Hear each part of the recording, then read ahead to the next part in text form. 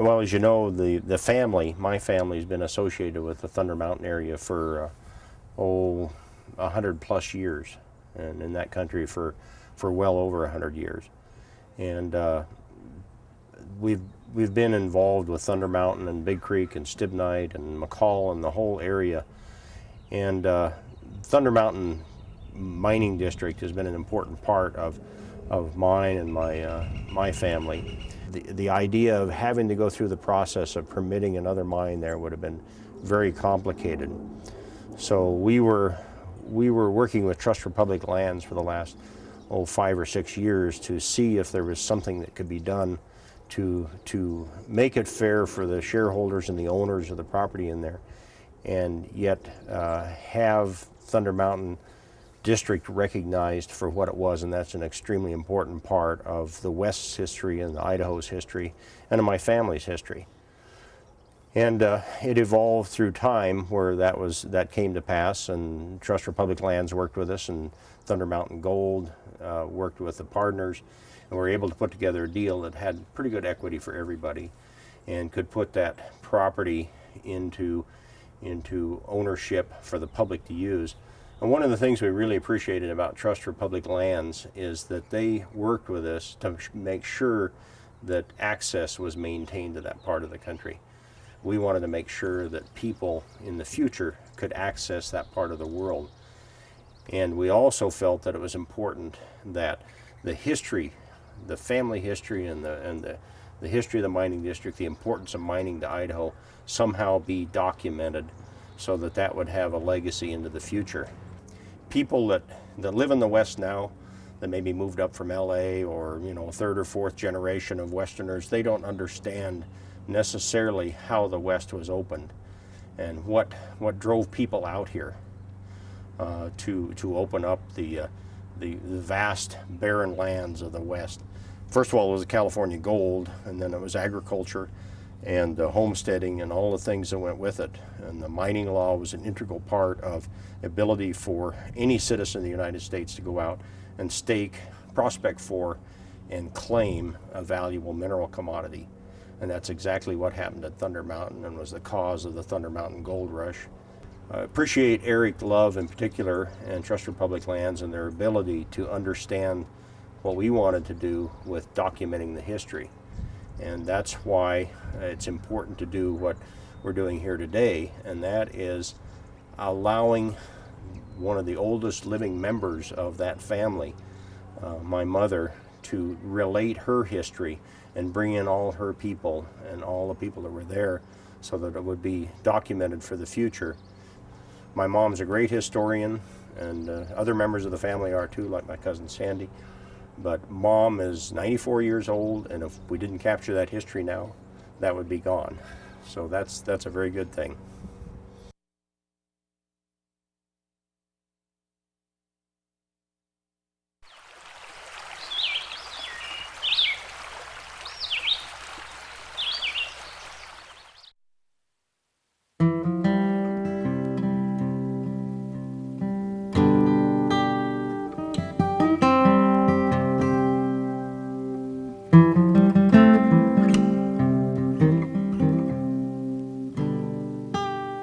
When I was a kid, I slept upstairs right by a window, and I would watch the sun rise over 2 Point Peak, and then I could go over to the Dewey and in another bed, and I was you watch it go down late, over the mountains. You wake up in the morning and you hear your dad making kindling, building a fire, and then you wait a while and you can smell the bacon frying. You better get out of there.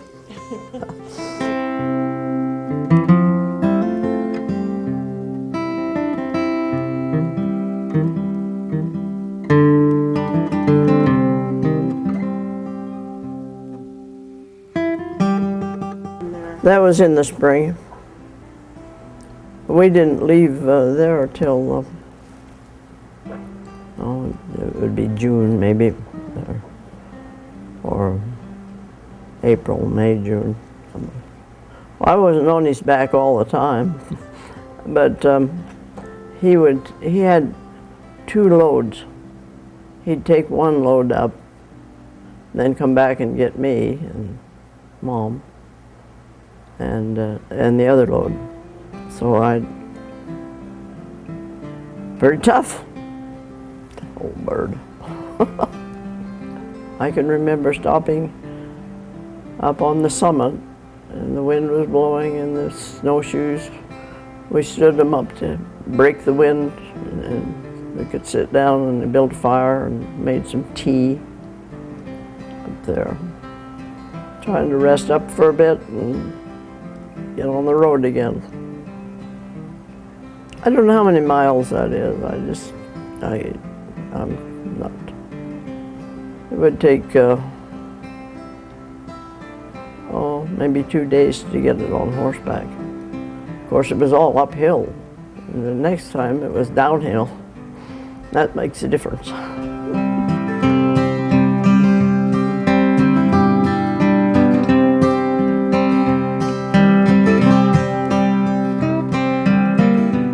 The Gold King, my dad, there was a running tunnel on the Gold King, and that's in Big Creek. And, we were there for several years before we went into Big Creek, to the Dewey. One of the Caswells had built a house almost in view of the house that we were in. We'd walk from the house down there, and you could see it. I don't know how long, maybe a quarter mile or so.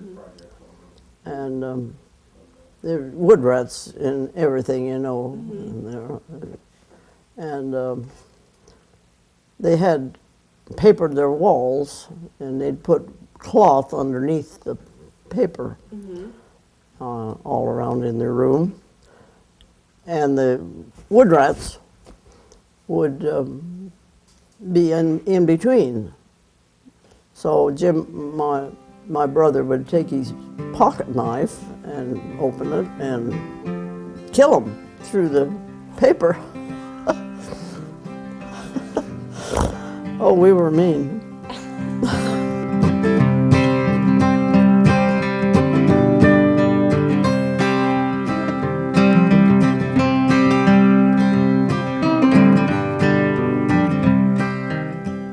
Everybody was in the same boat at the time, there wasn't much money running around, but you could fill your cellar for $200 with canned goods and stuff that you keep. And it was tough. You didn't have just what you'd like to have to eat sometimes, but my mother could really cook, and all the men all around there come. She just enjoyed it. Teaching me was her tough though, And they'd always have the horses coming in that night or something, and that'd spoil it anyway. So my mother is so amazing because she was not that type. She was raised out in a ranch, but she just kind of took things as they came. She had lots of friends. But she didn't have any friends when you were in that back country. Mom was the only woman in there for all those years. Unless one came to visit. Her half-sister came. One time, anybody come to visit, we had to go get them, bring them in. Mom rode a mule, Old Beauty. That was a really, if you ever have a mule, you've got something. She never could drive a car. She always had to talk to it, too. We took her out and taught her. She did, after my dad died, she really needed to have a car that she could get to the store and around in Stimnite. She taught there after he died. And she was always saying, get up and go. Whoa.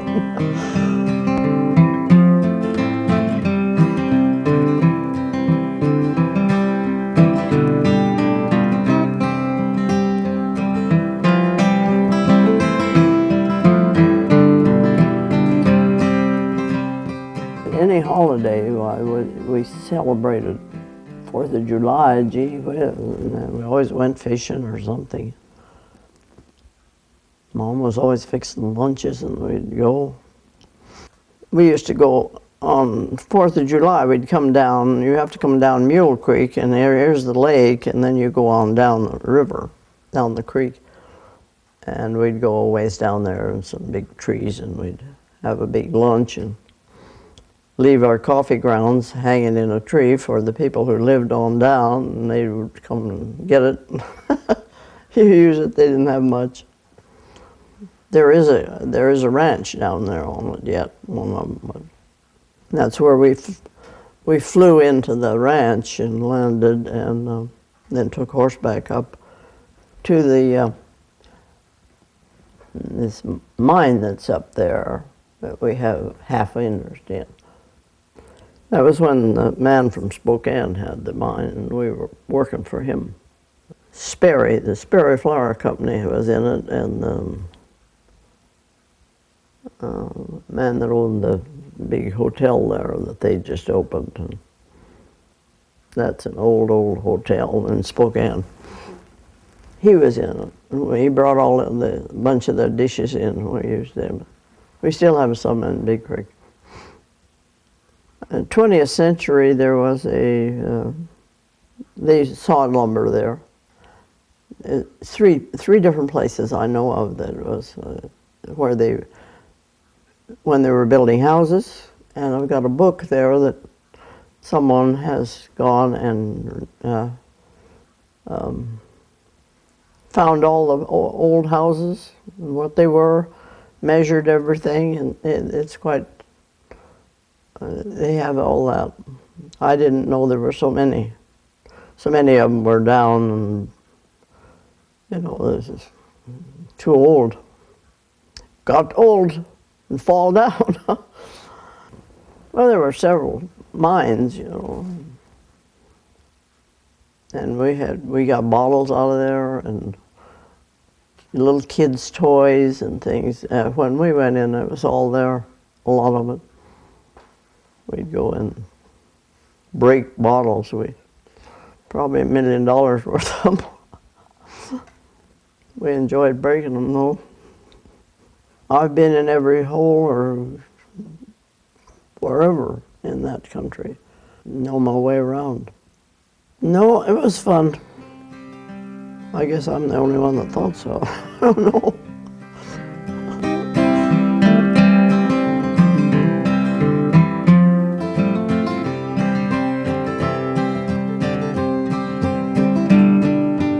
You just make your list of what you want.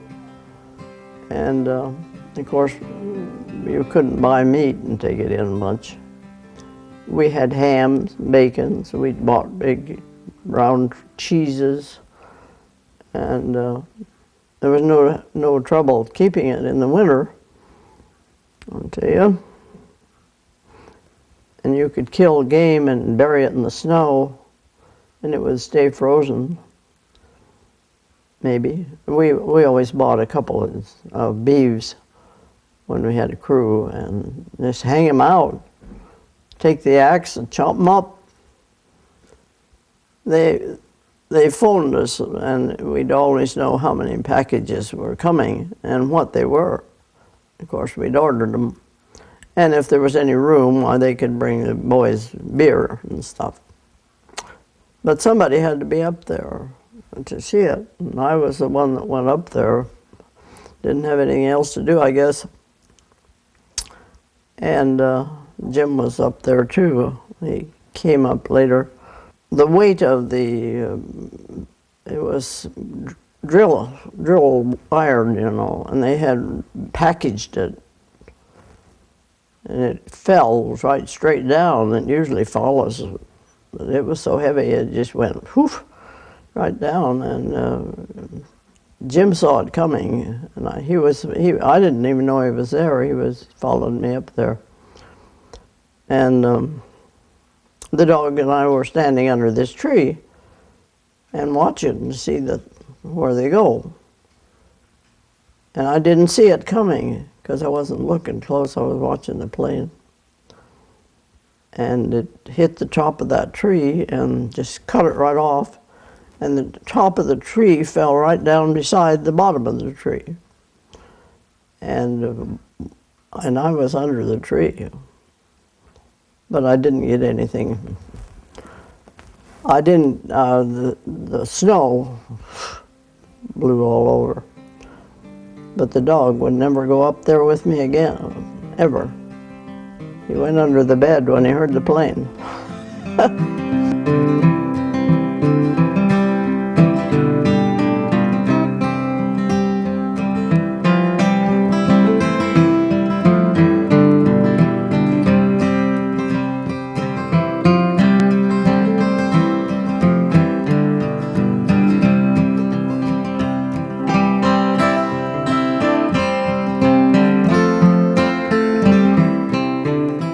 I have the names of the people and how they died or where they died. You know, snow slides and all those things. One guy got blown through the roof of his house. Mom was a little touchy when my dad wasn't there, but nobody ever. Well, Shorty Yardley and those guys were, you know, they just were good guys to us, we kids. But they were, some of them were hiding from the law. Then I got my arm broken and my dad had to do all the cooking because Mom had to go with me. So that's the only mishap I had. My mother's, what was he? I guess, uncle, I guess, that froze to death on coming out of there. They didn't find his body till he was in there with my dad alone, and my dad had to go outside, out in McCall, and he got sick out there, and he couldn't get back in. And this old gentleman got frightened and just took off and started out and got up on the summit and just sat down and froze to death, I suppose. They didn't find him till the next summer.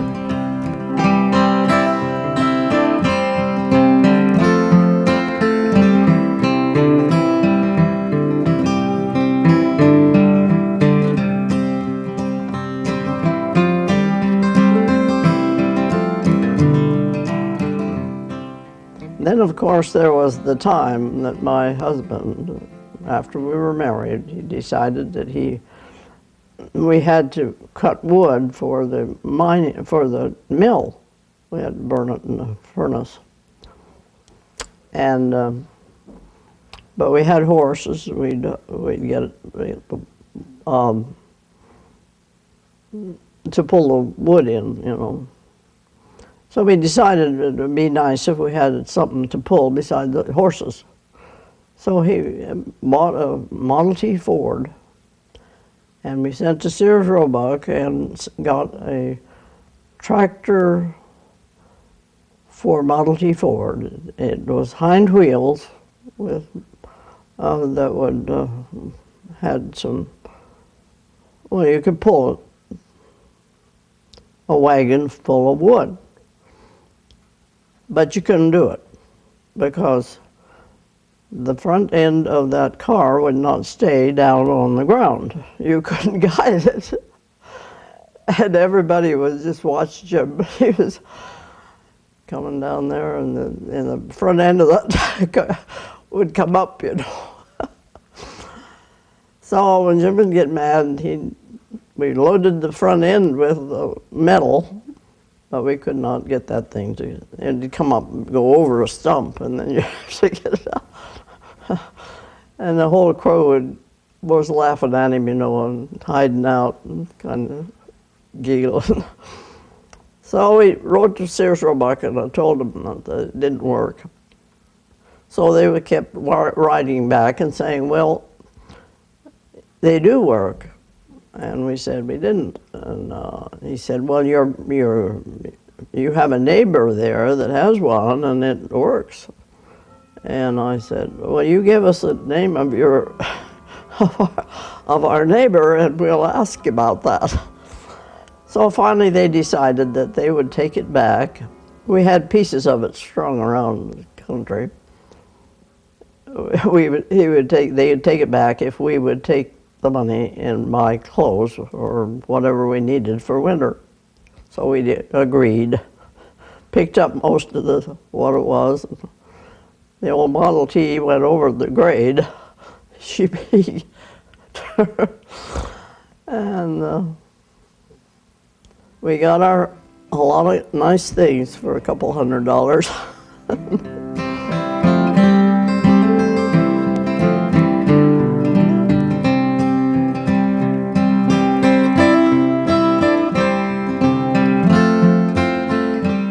No, I wasn't interested in the boys. I didn't like boys very well sometimes. But there was some nice ones too. I graduated from high school with one boy and 2 girls, and the girls were twins. And I was valedictorian. We had to have our clothes made because they didn't make for tall people. You know, we had to. Well, you sort of had to anyway. And then there were people who sold them too. They would not finish them if they had a hard place to fix, like a collar or something. They would finish those, and you had to put them together. Then you could make them as long as you wanted them. And Mom couldn't sew. She did a lot of embroidery work and made herself things. Of course, we mended our own socks and stuff.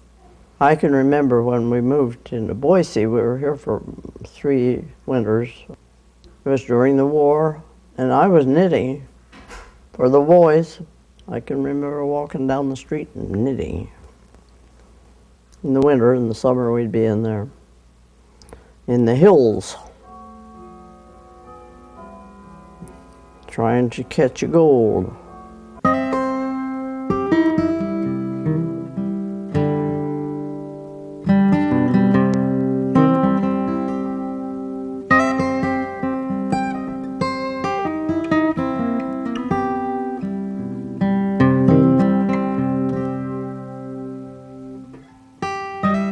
Oh, that's all there was. For us, well, he was using water power to push the dirt out of the big hole, and they had the boxes, and the gold settles into the bottom of them, and they have riffles in them, or pieces like a piece of rug or something that will catch the gold. Then you burn that and get the gold. There's several things that you can do to do that, besides with a pan. And we had retorts that you could separate the gold from whatever was in it. And it was quicksilver. Lots of, that's what they used on the plates. They had copper plates, and that's what gathered the gold, and the stuff went over it. For a long time with the gold, you had to send it in without melting it, because if they melted it, they couldn't tell where the gold came from. We were the go-getters. We do most anything on a horse. Go get the mail, go mail the mail, take the. You know, you could put your gold on a. We had to mail it to the post office. Down to Boise, Mrs. Cook was running the post office, and I've seen him come in with the buckets of gold. We never had any quantities, you know, and then Coeur d'Alene Mines took over the mine, and the last people who had it. and they made a lot of money. But they had a different way of getting the gold out of the ground. But that area up there, you could barely ever try to get without getting gold in some of the stuff. There's still gold there. Of course, when the water ran out, it's why we couldn't do anything about. So we'd go fishing and prospecting and with the horses.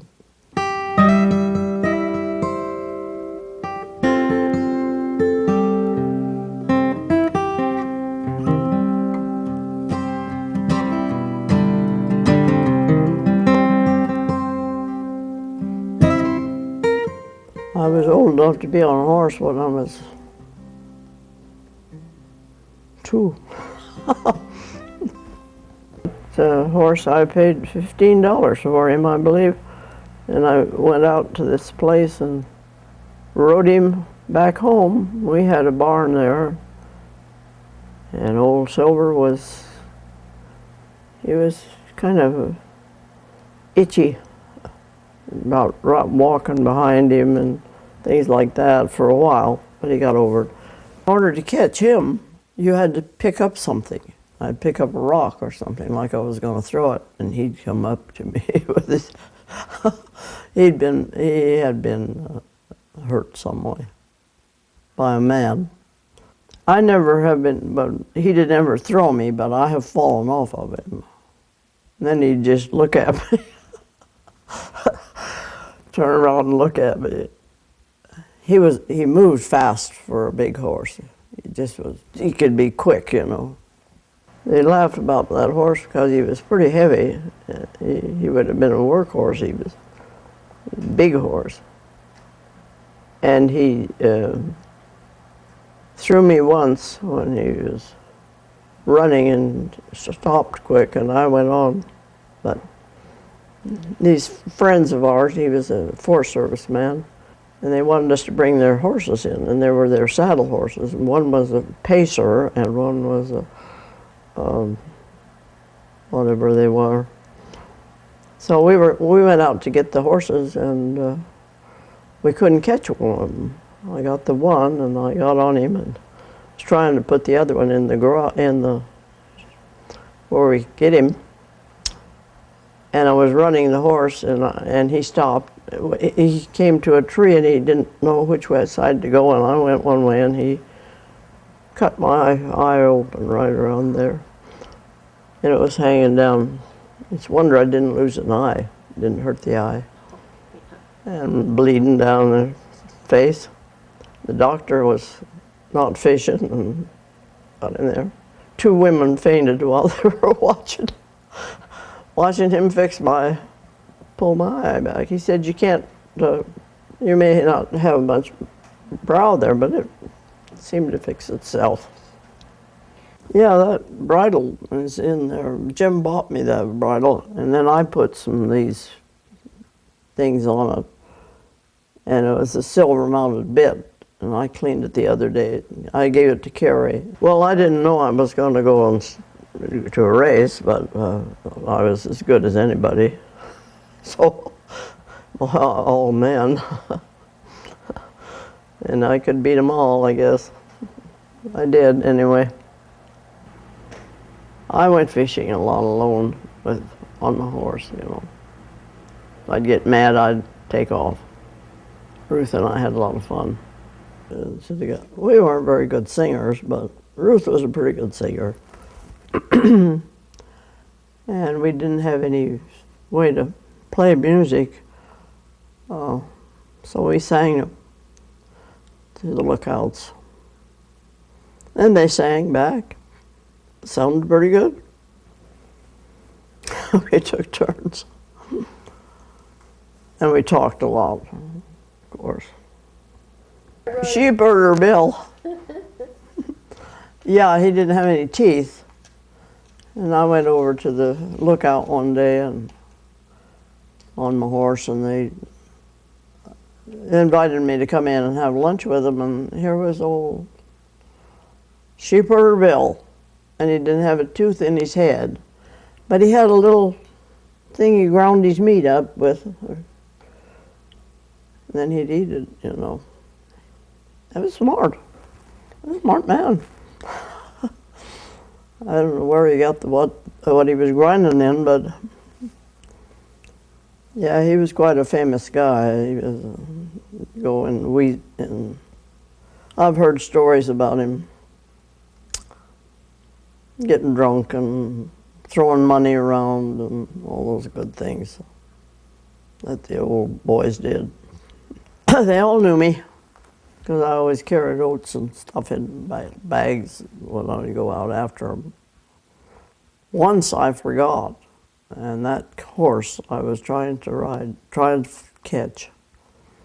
And he'd stand till I'd get a hold of his tail, and then he'd start off. And I got so mad at that horse, and I got him, and I got his bridle on finally, and I turned around and kicked him in the belly. He got away, and then I never did get him again that day. And if I didn't feel good, I was sick or something, I would go out on the field where the horses were and just stay with them.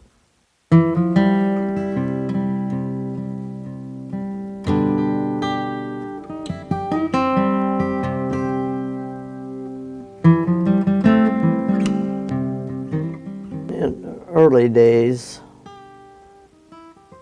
there was no fooling around. We're all working, that's all. Which is good. If you could keep all the kids busy without they're having so much trouble. Jim and I'd go, even before we were married, we'd go fishing, you know, and hunting, and I'd take the horses and he'd go hunting, and if he got something, we'd get in. But when we killed a deer, it was to eat, it wasn't.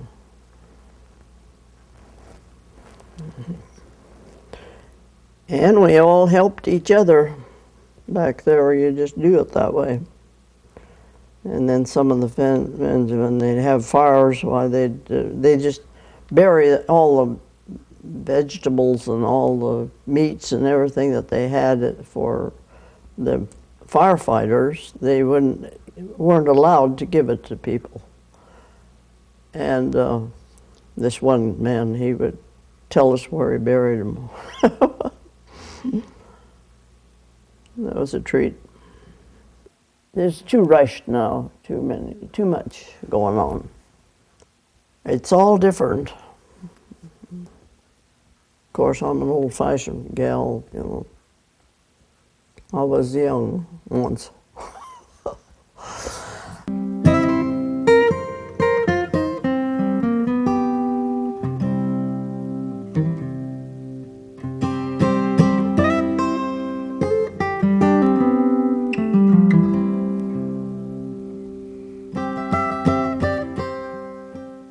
Drive the road, it's good. They're going to keep it open, and that's one thing they promised to do. Whether that means anything, I don't know. Well, there are people that do have some property in there, so.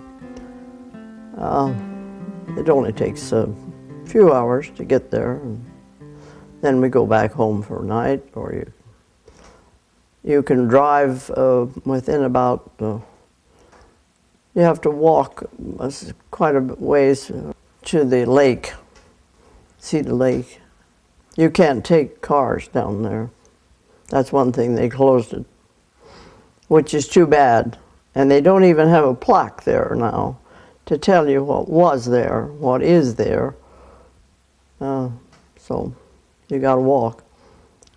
No bicycles, nothing with wheels. So you have to be, it's not a hard walk. I walked it 100 times, but then you turn and go up the hill to see all the mining company places. Well, you can go and do anything in there you want to do. Somebody went in and killed a big moose at the lake, and left it. They didn't kill it to eat. That's the only thing I know of that has happened. And really it's too bad they can't drive closer to the lake because you got to be. It's not much of a lake anymore. It's getting smaller and smaller, filling up with dirt, you know, sand and stuff. There's a trail around one side of it, and up on the hillside. We used to go and fish all the way around the lake. Well, I can't hike very much, and I just go and sit around. We take a big lunch, and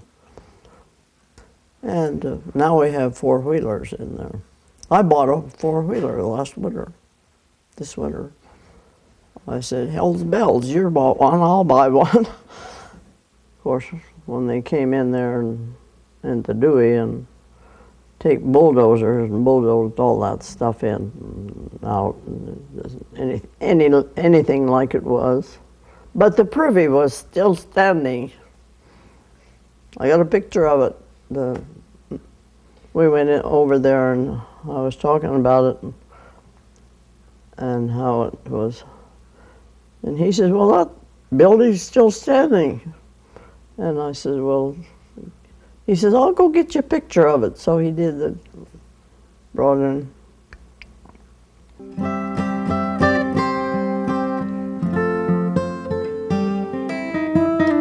And when I was just a little kid, I put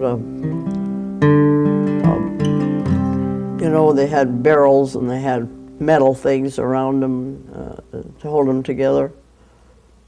I had one of those. They were round, and I put it over a little tree at the HY mine there, right on the road now. And that thing is still there. It grew with the tree.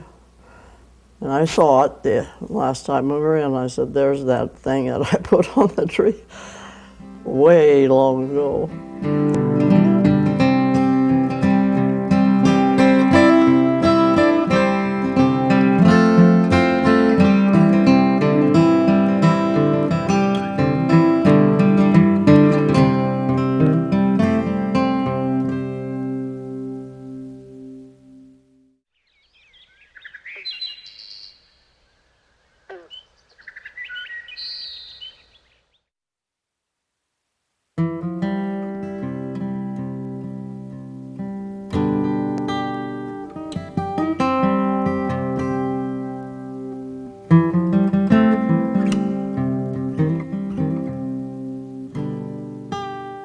So I remember Dad was plowing snow, and typically he doesn't look back when he plows snow because he's taking right. Short bites. And he'd turn around and look. For some reason, something told him to turn around, and I was standing right behind the dozer. So I guess that's one of my 9 lives. So what happened at the 20th century? I don't remember that one. Well, there was a pile of wood, chopped wood out there, and Jim was in a truck, and he got stuck or something, and he was backing up, trying to get out of the hole he was in, and looked around, and this kid was right behind the truck. I hollered, "Faster, Jim!"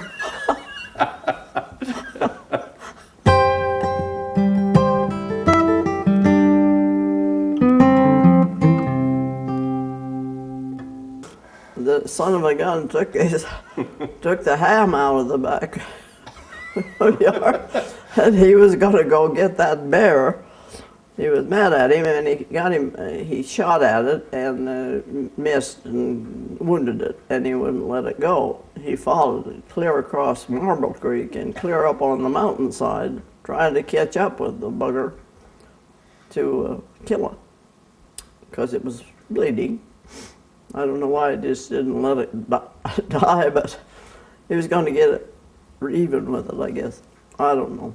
He had a new rifle, .30-06, and so we went out that way, and we saw these goats cross the canyon from us, and we were on this steep hillside, and so he said, well, I'll just scare that guy and see if he'll come down this way.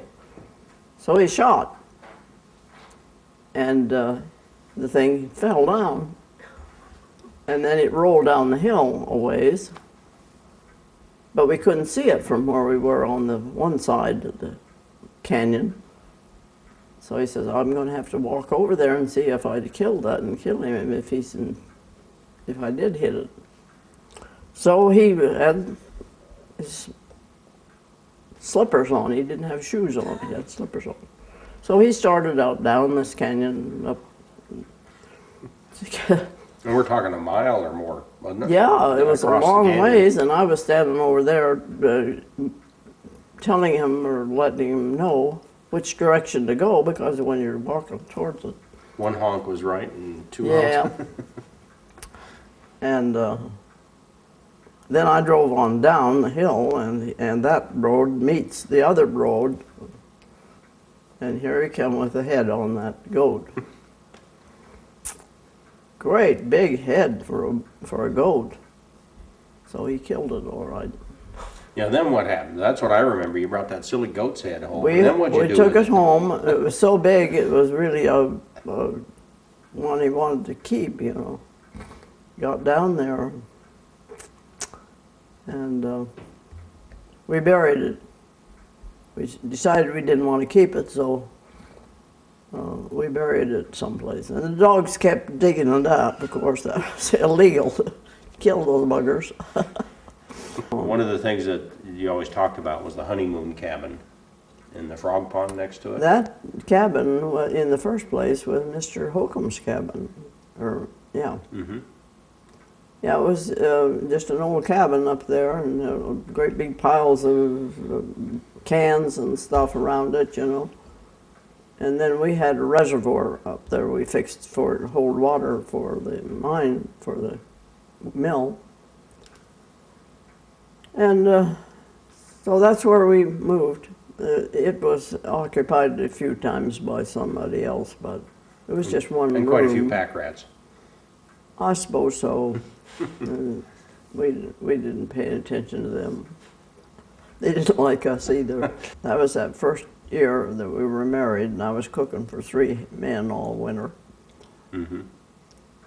And he fell. Well, I don't know how many feet. It was 70 feet. 70 feet Yeah, down that we saw it in the 70s. Yeah, he was.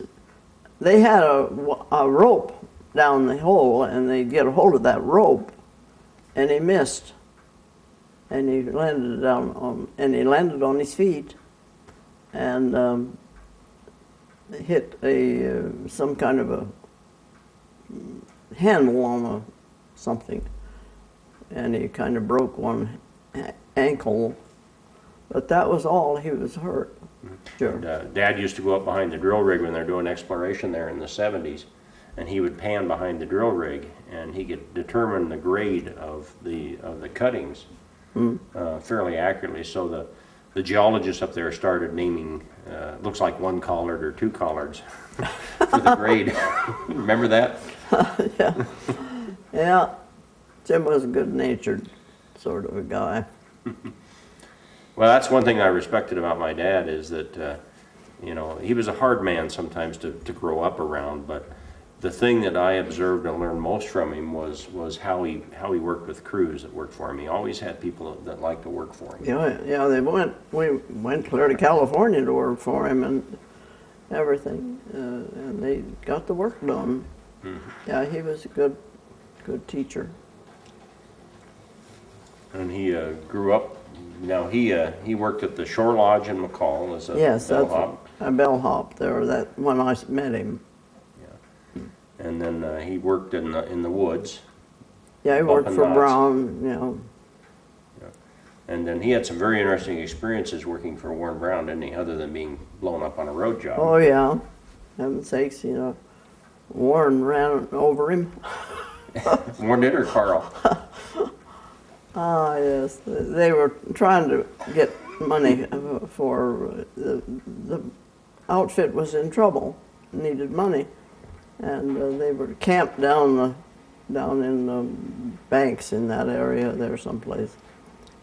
And they would get up at midnight to get the crust on the snow, you know. and they were going up this hill and getting lumber, or getting the logs down as fast as they could so they could get them to the mill. And Warren wasn't happy with, he was camping down there too. He wasn't happy with the speed they were doing, and he says, let me take one of those trucks up there, and I'll show you how to do that. And so he went up there, and he came down a little too fast.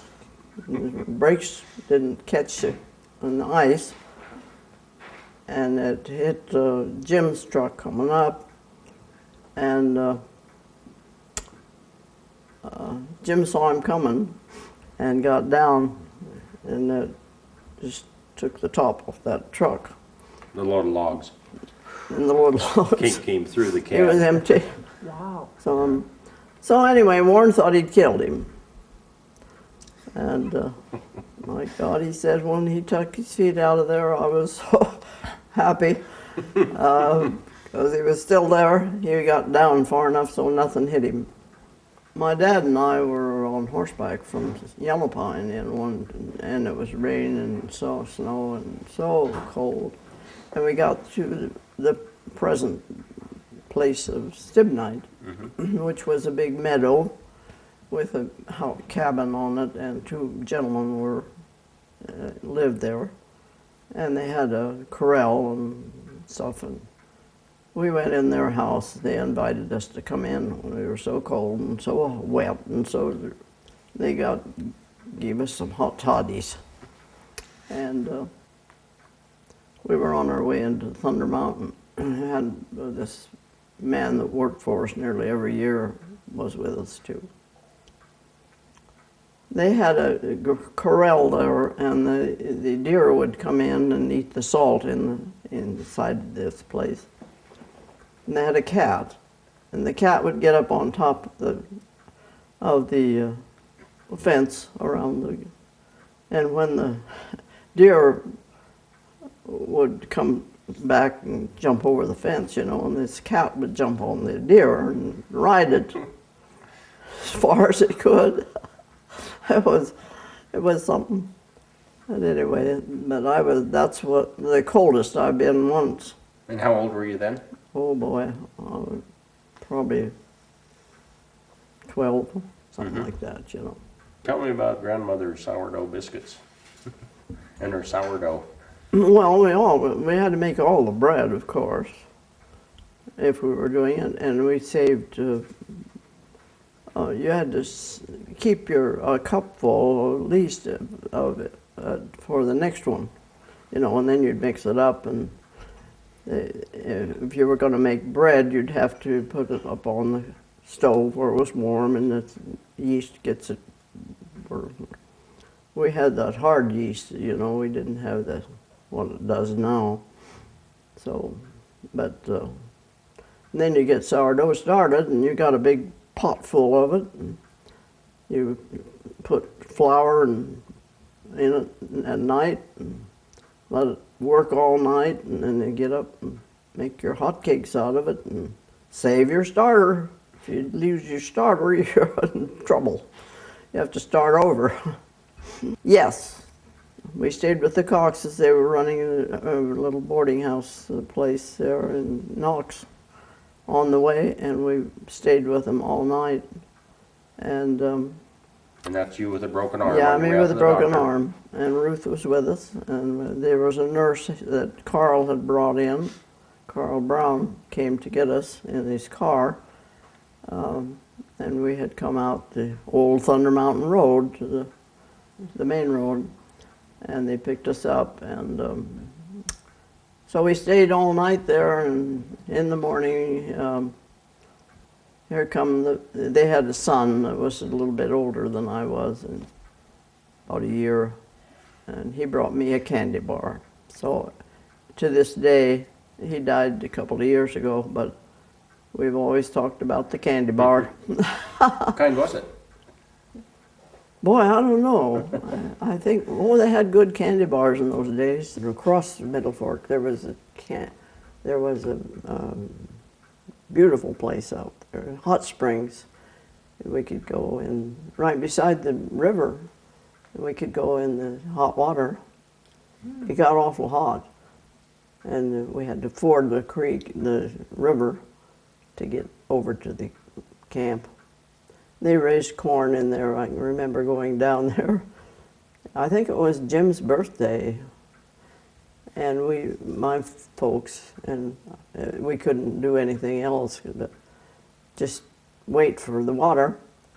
So we hiked clear down there with the horses and camped on the way.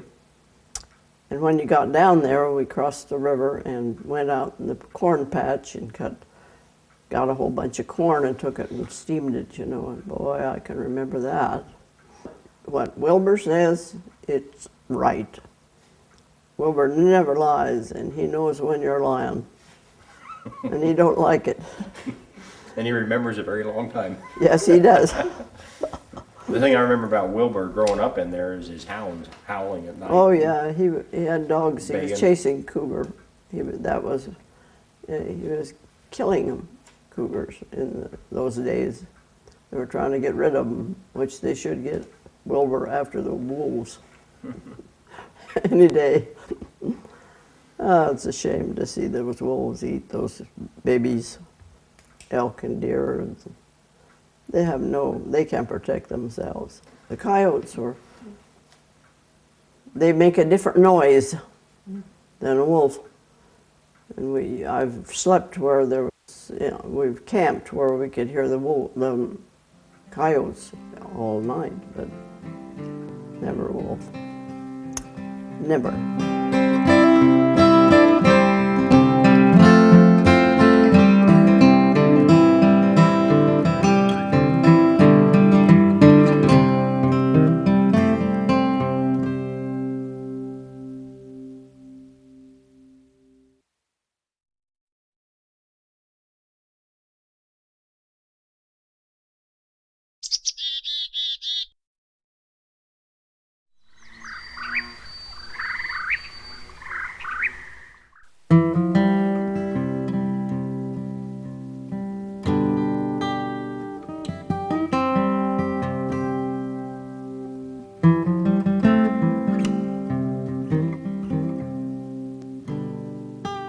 This area had people that egressed into the Thunder Mountain area as early as the 1860s from Coeur d'Alene. Didn't stay very long because of the remoteness of it and because the Indians used that as a summer, and Indians meaning the sheep eaters, used that as a summer pass-through area, and they spooked some of the minor people who had been in Chamberlain Basin and then gotten over toward Monumental, and that was the earliest recorded time that anybody could remember anyone looking for any kind of mineral or prospecting. In 1886, there was a group of people from Warren went over, and they were friends of my grandfather, and they told the story to him, and my mother then rendered the story to the Statesman, and it was printed in 1937. But these fellows went over and prospected on Monumental below the Dewey. They didn't actually go up the Dewey. Nobody knew the Dewey existed in 1886. And they didn't find much, but they found just enough to keep them in there and stay interesting. Well, they basically wore their shoes out. And when it came time for them to move out of there, they knew they weren't going to be able to walk out of there in their bare feet. There was no way. And so they shot some deer, and they made some deer hide foldovers onto their feet, and so they had some sole, and they did it so that it was uncured hide, and so they knew that they had to stay close to water, because as the hide got really, really dry, it shrank up, and so then they'd have to run down and get into the water, and when they did that, the things would get about 3 or 4 times bigger than what their feet were, and so they had a problem trying to stay close enough to water to make that that journey, and they were able to get out of Thunder Mountain, and that probably is the first recorded, at least in our instance, verbal, direct, because that was told to us by one of the people who participated in that. And then in 1894, the Caswell brothers moved out of Hell's Canyon area. They were poor as church mice, and as they said, they had a couple of 3 horses and no grub and no food, and they were prospected Hell's Canyon, didn't find much, so they wanted to go somewhere where nobody else had been. So they moved on into Warren, and then it went from Warren over and down Big Creek, following pretty much the way the soldiers traced the sheep eaters when they tracked them down on the Middle Fork in 1879. And there was a nice flat there, and they took up a ranch and basically lived self-sufficient on that ranch with a few trips to Warren to get tobacco and some lard and a few things like that. In the summers, they would then pan the streams, and they started panning up Big Creek, and where Monumental came in, the gold seemed to get a little more prevalent. And so then they started up Monumental, panning their way up on the sandbars, and they kept getting a little bit of gold, and they worked themselves up to what now would be about where Roosevelt Lake exists now, or slightly below there. And they found a reasonable amount of gold. They were making like a couple of $100 a summer doing that, which by then was not really wages, and they had decided, well, you know, this probably isn't paying off. We're going to have to move. And one of the mules got loose, the old adage, you know, and he goes up Mule Creek, which is what the Mule Creek was named after, was this mule going up. They go up and find the mule, and on this area there was a white outcrop, and it later became known as the Dewey Reef. And one of the Caswell brothers grabbed a handful of this stuff and took it back down to Monumental, where their camp was, and by God, it panned a huge amount of gold, and things changed right then. Those boys went up, staked a bunch of claims, and that was the advent of the Thunder Mountain, beginning of the Thunder Mountain booms. One of them said we spent more time building sluice boxes than we did taking any gold out, partly because the gold had to be taken out within the space of less than a month because of the lack of water. So they only had from late April until early June or mid-June in order to get enough water to get enough gold out. 1894, 95, 96, they took out maybe a total of 600-700 ounces of gold, and which is, you know, in those days wasn't chicken feed, but you got to understand they were only getting $16 an ounce for that.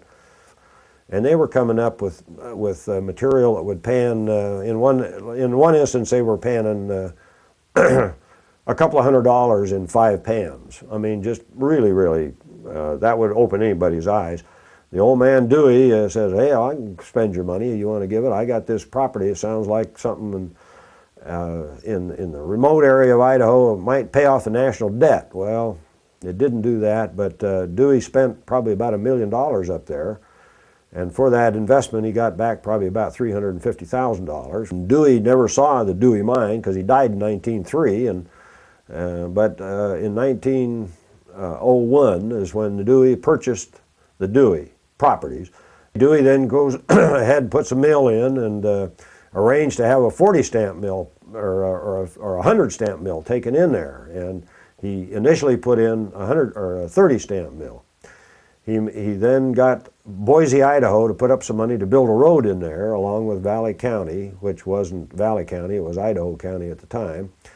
And they raised money here and around, and they did get a road put through.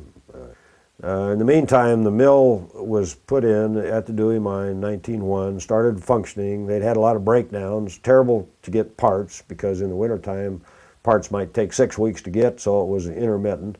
But the value as they went underground was something, because they had like 40-foot faces that averaged anywhere from 2/10 to ½ ounce of gold. And well, there was no nuggets per se. This was all really fine, pretty fine gold. Dewey operated the mine until 1908. The grade began to go down, the costs were going up. The town of Roosevelt had at one time, they said 7,000 people, but that's probably a stretch. It probably had that many people getting the mail there. They had 4 or 5 stores. They had one saloon where the guy wouldn't sell anybody booze. He just drank it up all himself. I mean, he was his own best customer, and people used to go in and just watch him do that, and he'd give it to them free occasionally. The Dewey then became a place where claims were filed, and at one time there was like 15,000 claims filed in the space between 1903 and 1905. So a lot of speculation went on, and probably very few people made any money except the speculators, and that was historically shown to be pretty much the case. So the Dewey didn't make much money. The Sunnyside then was sold to, or was located by the Caswells and then sold to T.P. Barnsdall and his partners, who he had an oil company in Texas. The Dewey went for $100,000. The check for the Sunnyside was $125,000. So the Caswells now ended up with $225,000, the four boys. But they were very resourceful. They were mountain men, and they knew, by golly, how to live in that area, and they earned every ounce of that money they got.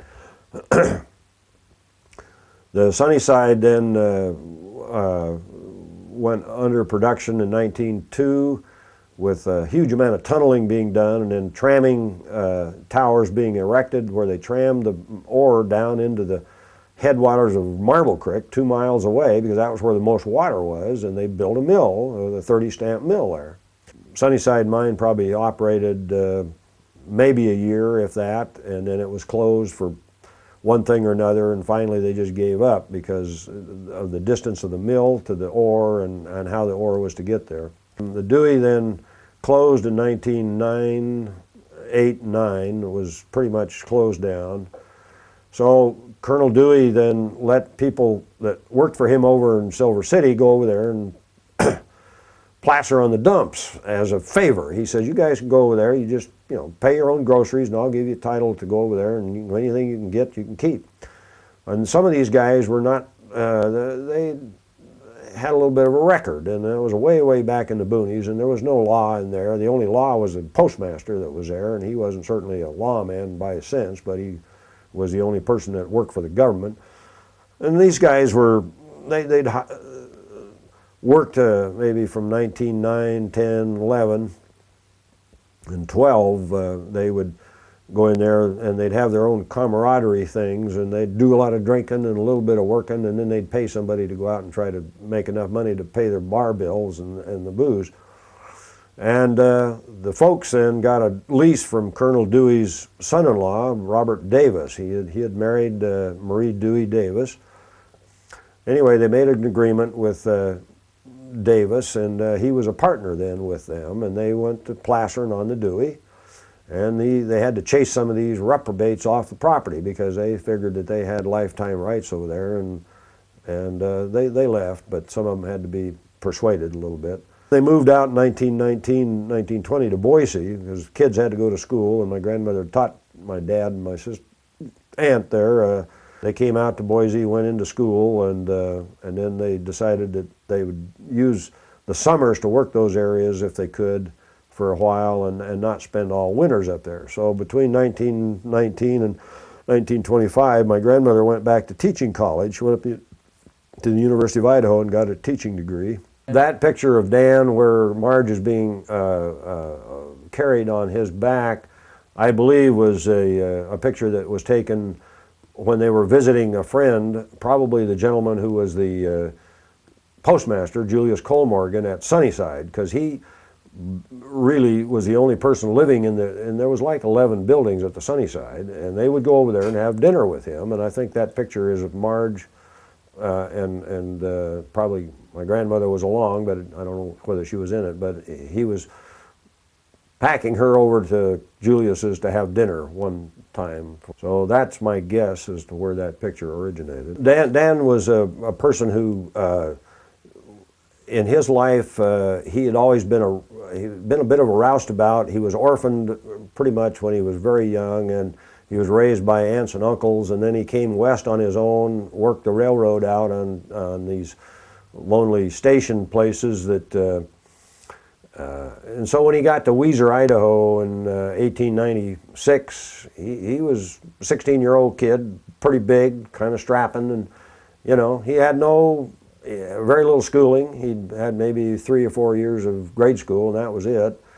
and he went into Warren and started working for contract work for guys that were working around Warren.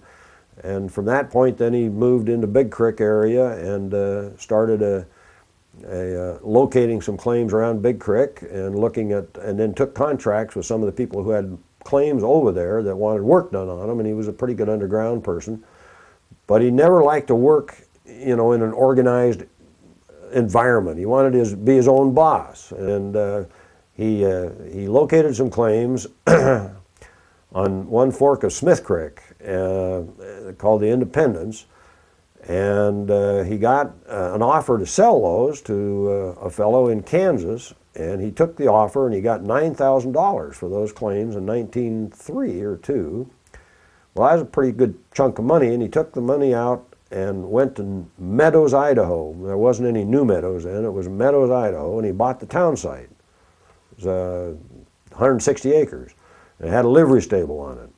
And that's where he met my grandmother, who had just, in 1899, had just gotten her teaching certificate from school, and her first job was in Meadows to teach.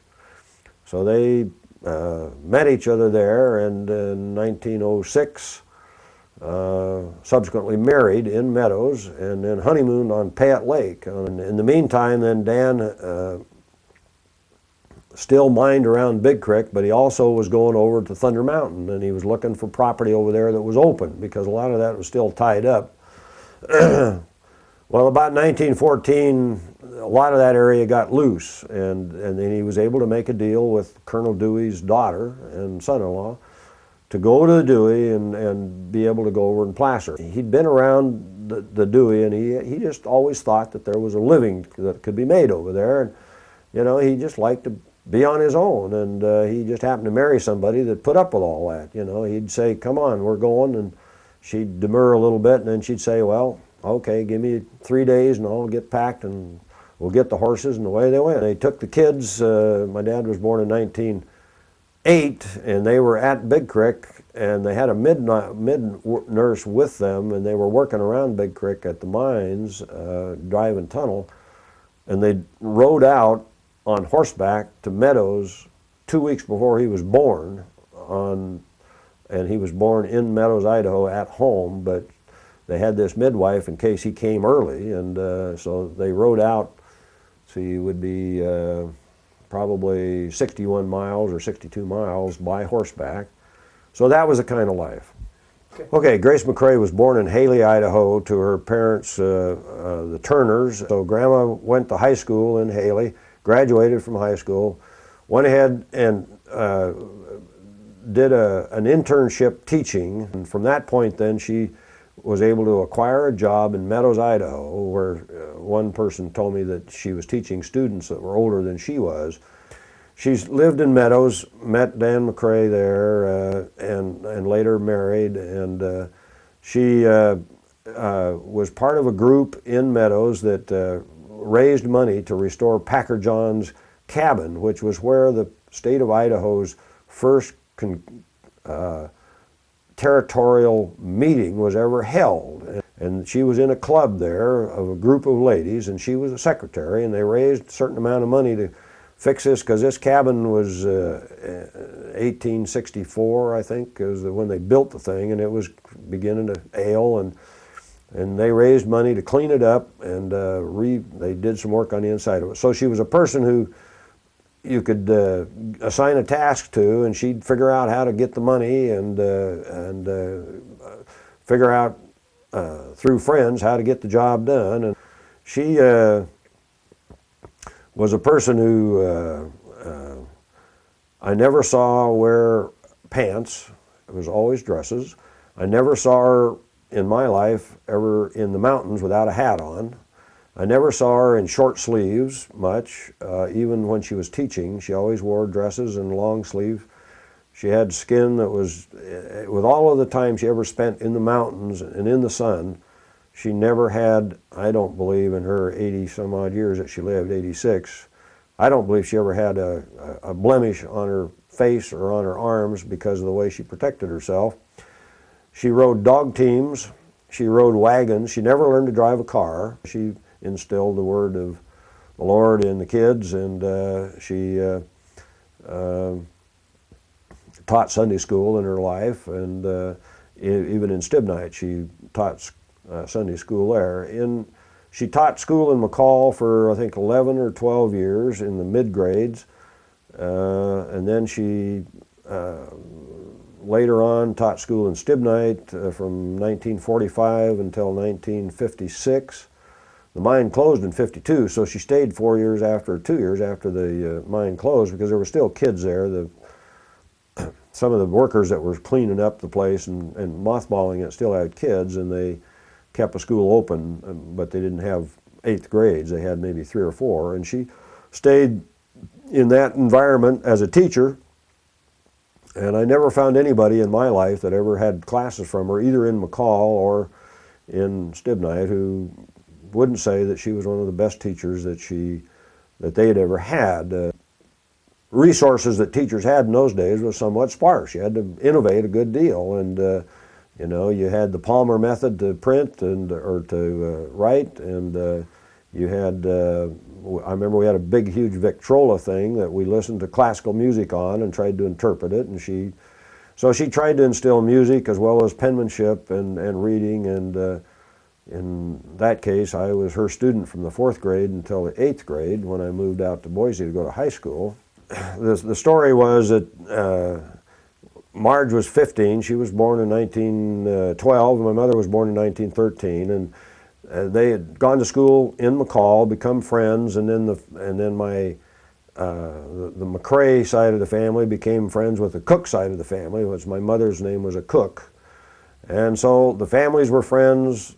The kids were friends, and so Marge, being a young girl back in the boonies with nobody to really play around with, and as you said, my dad was a big teaser, and then he was working pretty much too.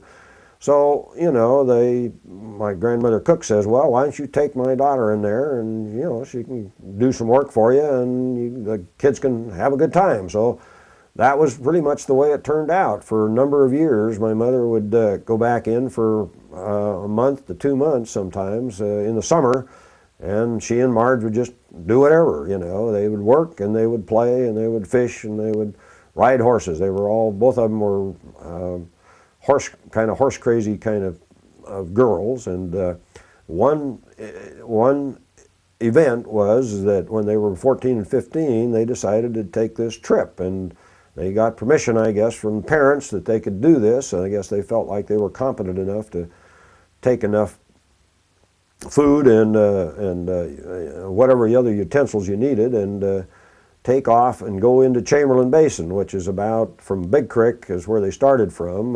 It's about 28 miles. They went on this journey with 2 horses and a mule carrying their belongings, and they visited lookouts on the way, and they knew often, because a lot of those lookouts were staffed with people that they'd gone to school with in McCall, and so they had some resource that way, but they spent literally 3 weeks in the middle of the wilderness, not seeing much of anybody other than themselves, and making do, and having a good time, taking some pictures, and then coming back, and both were unscathed. But they both got married close to the same year, and then they both worked in the same communities from time to time. Collard's living at Stibnite, and my cousin Kay was about 1.5 years old. They were 2 squally kids, and Marge and my mother were there trying to be mothers in a rather remote area that didn't have much resource other than, you know, what you could provide. In April of 1914, the family moves from Big Creek to the Dewey Mine and sets up shop and exists over there. In 1922, the Marge Collard's dad and some other folks go ahead and locate the Sunnyside claims next to the Dewey, and those claims then remained in the family from that time on. In 1960, my dad patented the Sunnyside claims.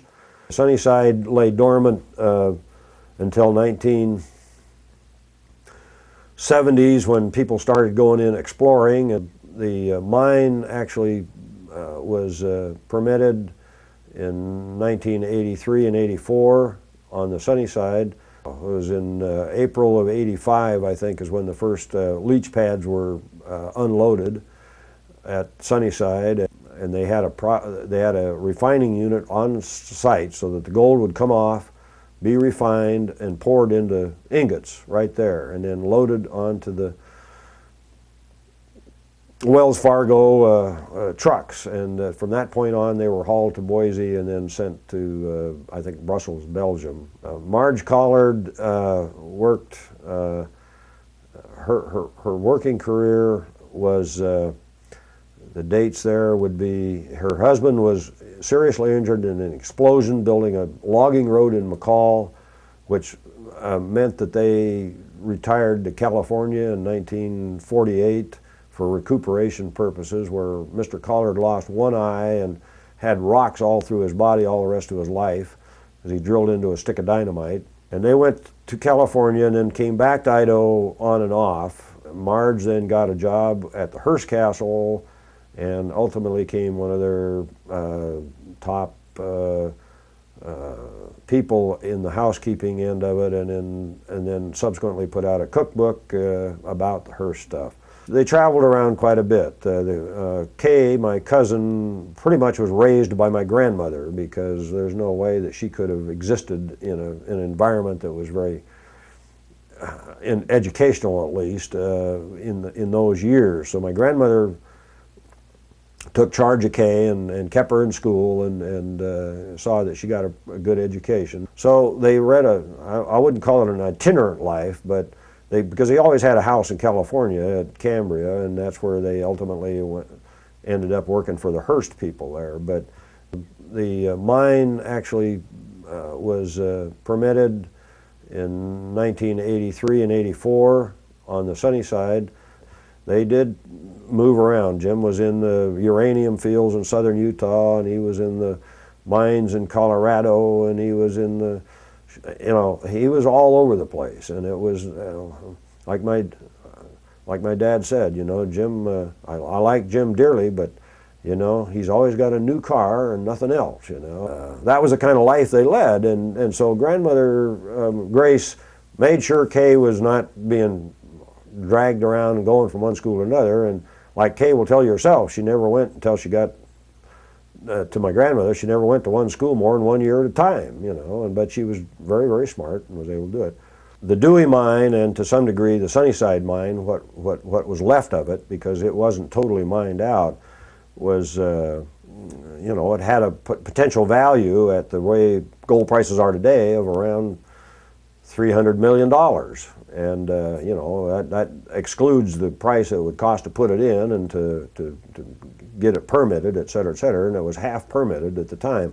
The politics of the thing was that nobody thought that because it's surrounded by the wilderness, it's just going to be a really tough nut to permit again. Coeur d'Alene Mines permitted a mine there and reclaimed it and got along fine. The question is whether the Dewey could have been permitted, and Jimmy, he didn't know whether it could. And his job down in Nevada is to permit mines. And the evaluation of $13 million was, I think, something that everybody could have agreed to if that had been the sale price. And everybody, even though with the taxes you'd had to pay on that, the money that would have been split between the Yankee and the Nelson and the Thunder Mountain people would have been maybe $3 to $4 million each. So out of 13, you'd have had about 6 that could have been distributed, and the rest of it would have been. So, that was part of it. At the end, Thunder Mountain had been borrowing money from the Nelson and the Yankee companies, or individuals actually, that they were a privately held corporation, because our money that we got from Coeur d'Alene Mines had been diminished over the years from 1990, and we had no income from 1990 until last year. And so we were down to about $20,000 in the bank. Maintain the claims up there is $30,000, the unpatented ones. So Nelson's and the Yankees had loaned Thunder Mountain Gold this money, and so we owed them about $210,000. Well, Ron Yankee then subsequently passes away, and that was a very unfortunate thing because Ron was a very sharp businessman, but he wasn't probably, at least in our estimate, he wouldn't have been quite as sharp as Jim Nelson was. And so Jim just came right out and told us being Jim and I one time, we're just going to bankrupt you guys and take the property. We'll make sure you guys have a little something in it because of your family history and and we'll market it. We'll either hold on to it and not sell it to PLT, or we'll just market it at some point later because we can hang on to it and it doesn't make any difference to us.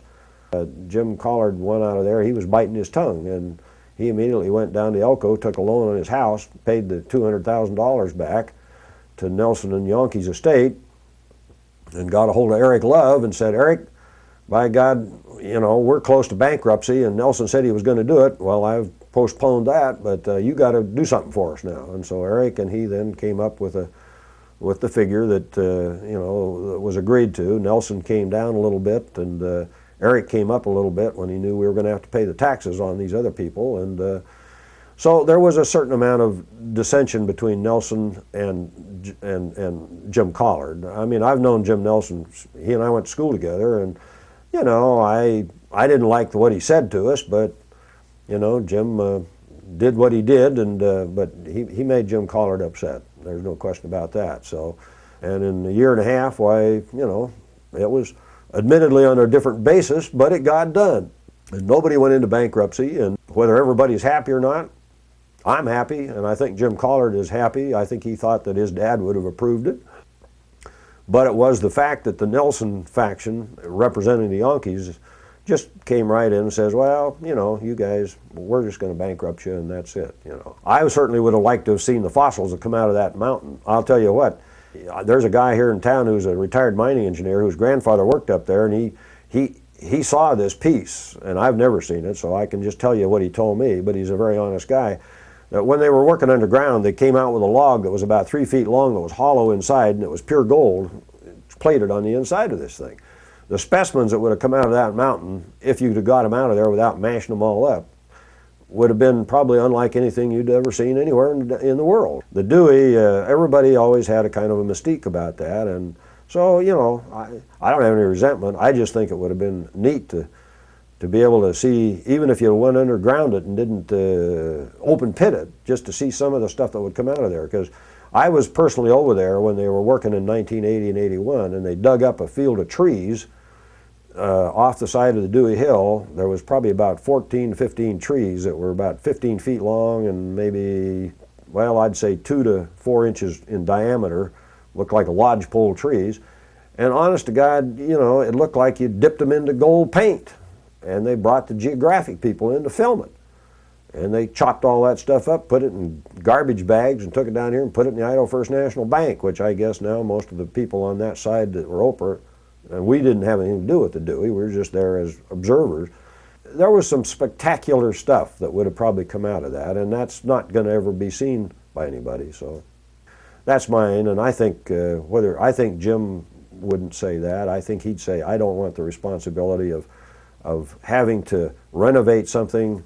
If we'd have gone in and been able to mine the thing, and then as they did up in Atlanta, Idaho here, they went back to a family that had been in there in the 30s and 40s and early 50s and created a huge amount of tailings, and came back and took about $1 million out of the estates and basically bankrupted a very well-known family, you know. And Jim Nelson went up and did part of the renovation work, so he was on both ends of that deal. And so we didn't want to have our grandkids looking at a liability that could have come back, and so that's the upside on it. The downside is you'll never know what's inside that mountain, and maybe that's, you know, a life that we can accept.